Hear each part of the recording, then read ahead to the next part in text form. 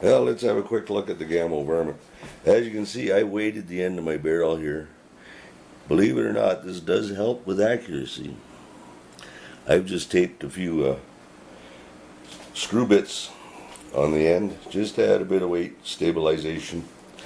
I've changed out the scope. As I said, I put one of my Excalibur scopes on there. This doesn't seem to be focusing too well for me. There we go. But this gun shoots at 1250 feet per second.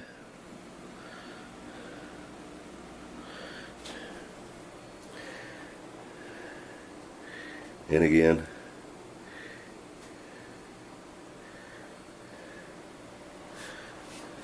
nice looking gun, really.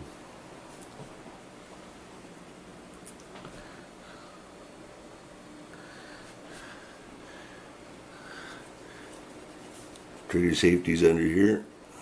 A little lever, push it forward for fire, push it back for unlock.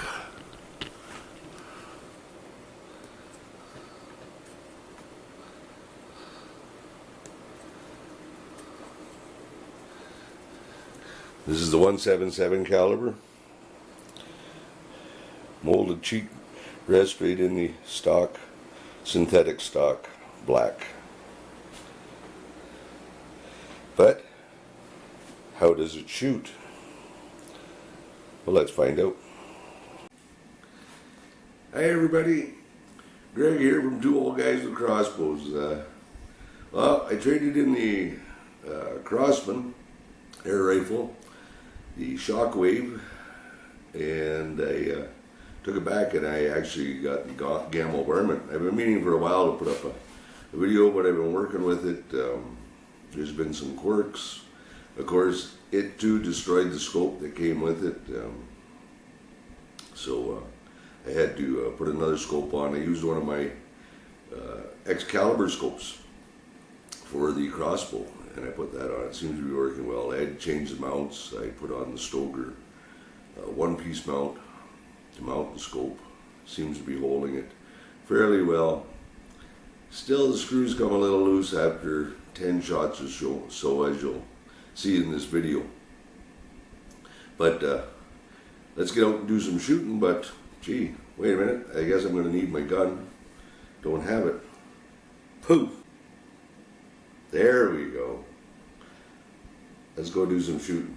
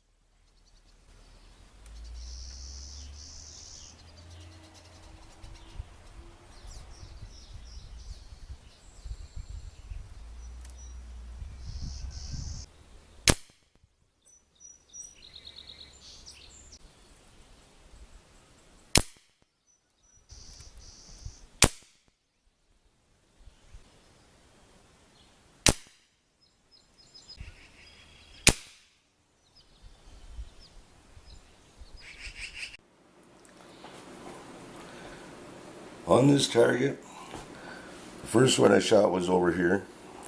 What I was doing is I was just seeing how I was sighted in, and I can see that I was grouping a bit to the left,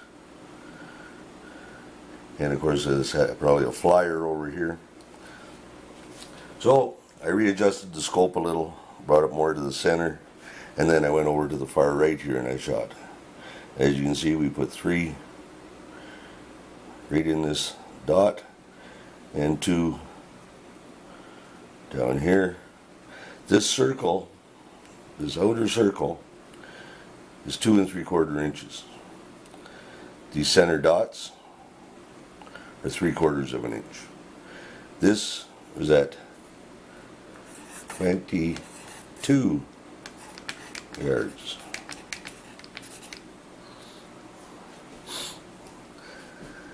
After I shot these 5, I decided to move over here. By then we had 10 shots through the gun. And in the first 5 shots in the video, you'll notice I was they were spreading out. They were all around. So I tightened up the screws and then put 5 more shots in. And we got a group similar to this. Now I'm not saying all of this is me or the gun, but over here, like I said, if you take your time and you really squeeze that trigger off nicely, you can get a nice little group out of that gun.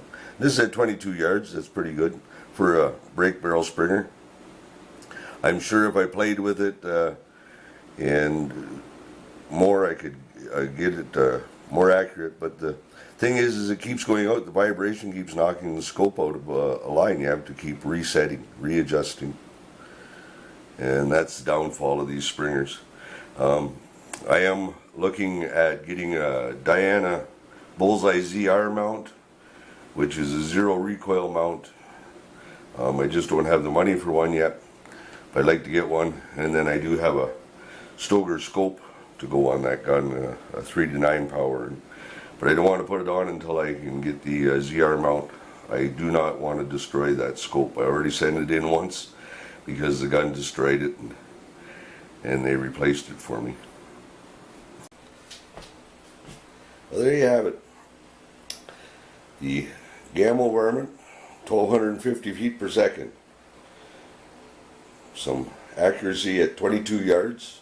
I was shooting the cheapest of the Gamo pellets that I could find. The Extreme Hunter, I believe they're called.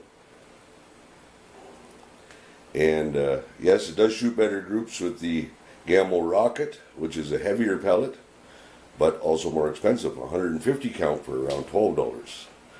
700 of the Gamo Extreme are about the same price. So there you have it. So hopefully this helps you out making a decision about if you're looking at buying a high-powered pellet rifle. And if you will, give me a thumbs up. Leave a comment if you have any questions, and I'll try to get back to you. And don't forget to subscribe. Subscribe, press the fox. And you won't miss the next video. We'll see y'all soon.